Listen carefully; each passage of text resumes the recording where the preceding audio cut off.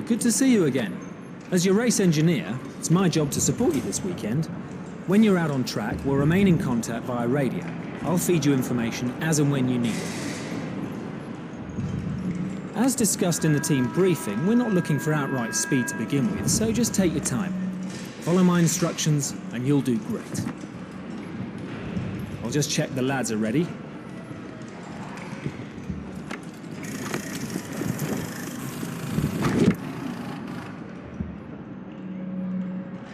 We'll attach comms when you're in the car.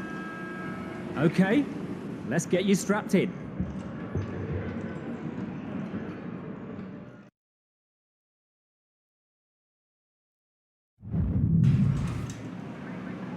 Okay, let's run through the basic controls and ensure the guys have set the car correctly so that you're comfortable.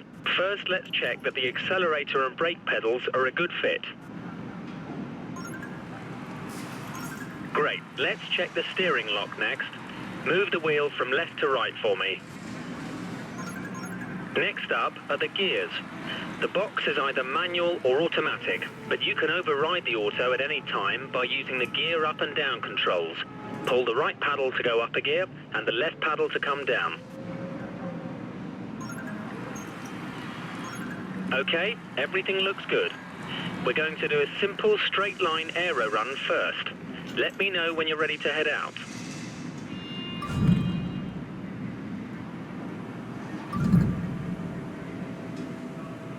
Clear.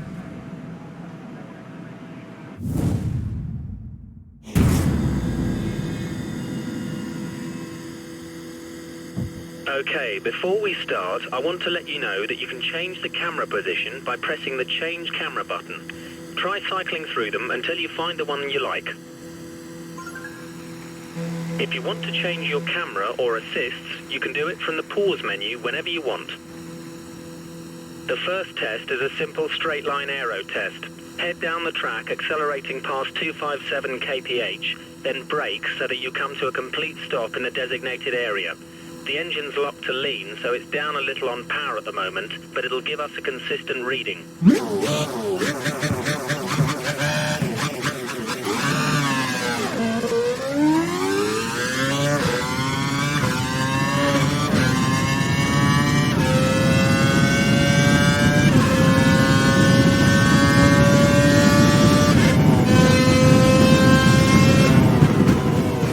You've outbraked yourself there. Try braking earlier and harder.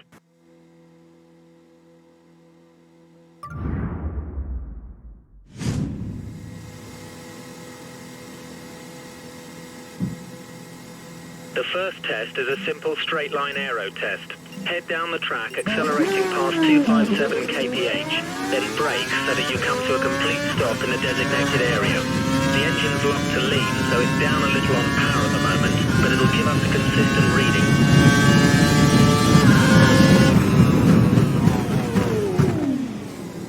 Excellent work. We got some good data, and you're on the brakes at just the right time.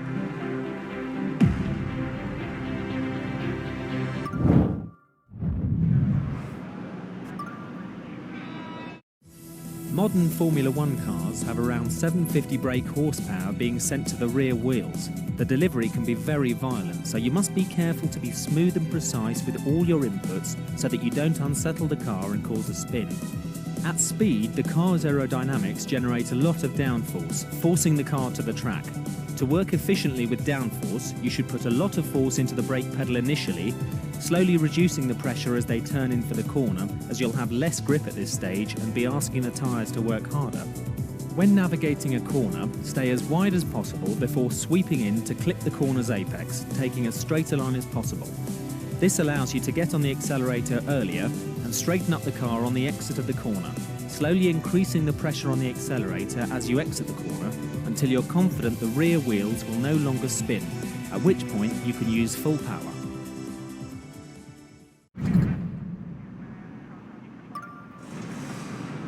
Ready. For this test, we need you to accelerate towards the hairpin, turn in at the correct point, hit the apex and accelerate past 297 kph out of the corner. We need you to stop in the designated area at the end of the straight to complete the test.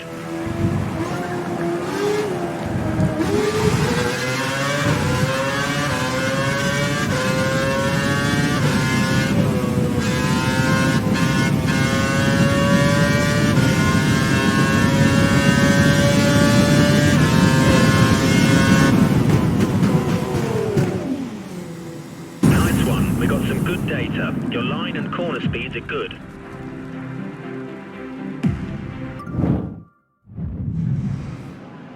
All complete. We're ready. Okay.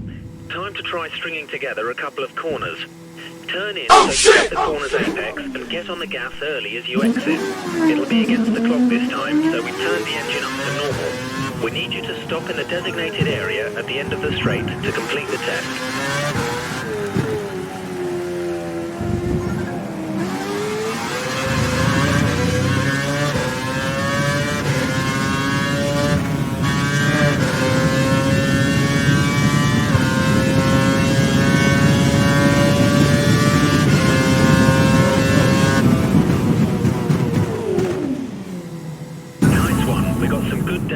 Your line and corner speeds are good.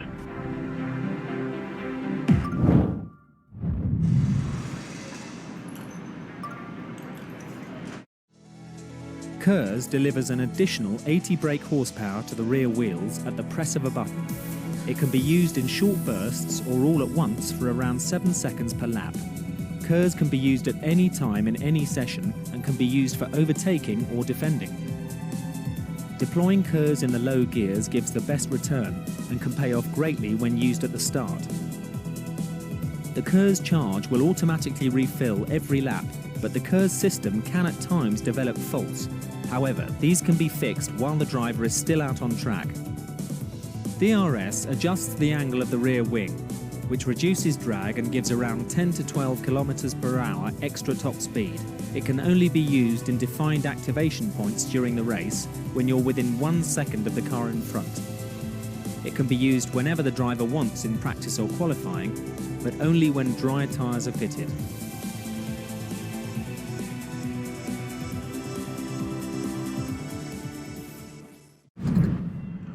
And that's the end of day one of the Young Drivers Test here at Abu Dhabi. Join us tomorrow for day two.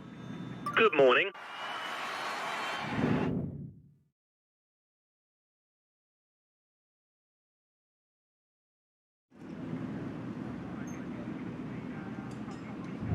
Good morning.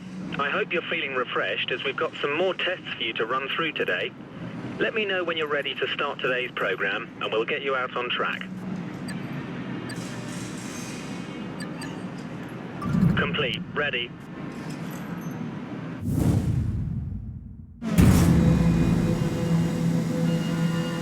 Okay, before we start, I want you to perform a quick systems check for KERS and DRS.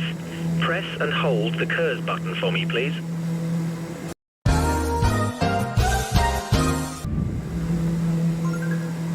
Great. Now try activating the DRS. Press it once to open it and a second time to close it. Alternatively, you can press the brake to close it.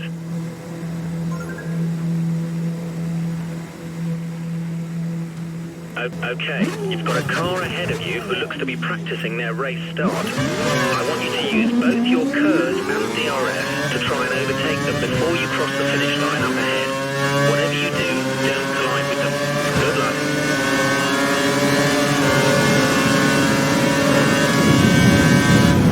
Brilliant. You used the KERS and DRS to good effect and were able to pass the car.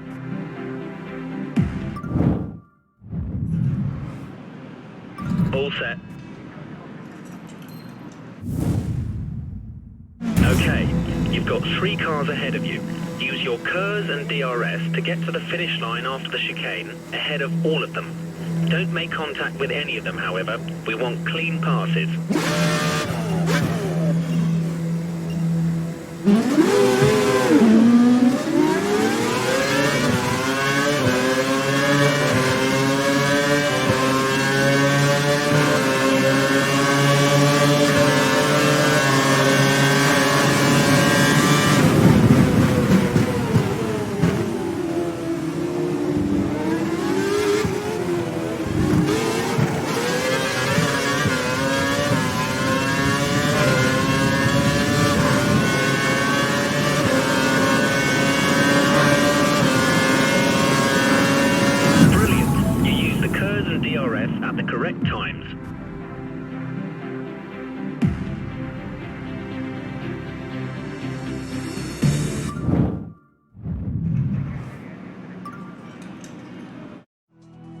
There are 4 tyre types available during a race weekend: primes, options, intermediates and wets.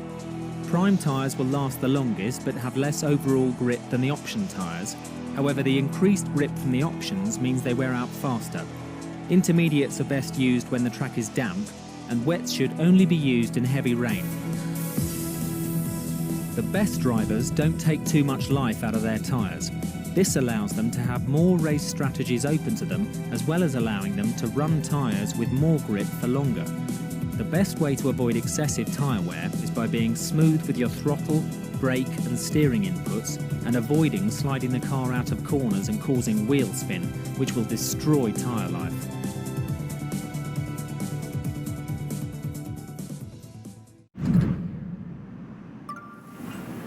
Car's prepared, let's go. Pirelli have been doing some wet tyre testing. They've soaked the track, so we thought we'd get you to feel the difference between a wet and a dry track. I want you to drive the last sector of the lap and hit every apex.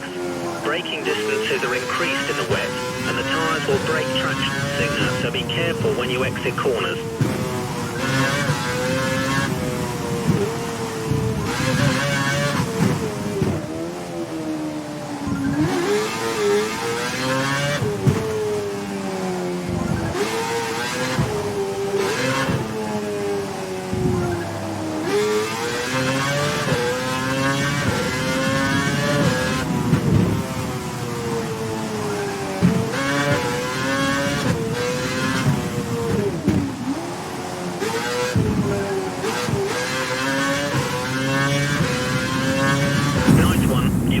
Experience of a wet track.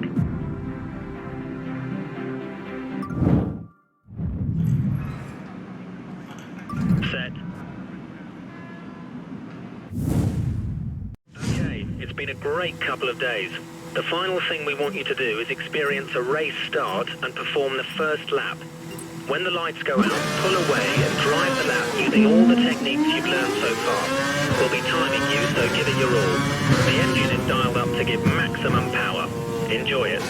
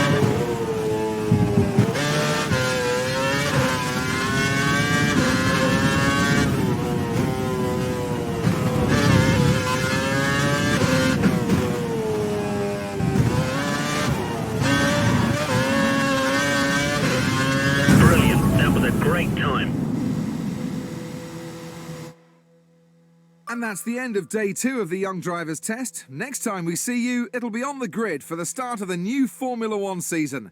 Until then, goodbye.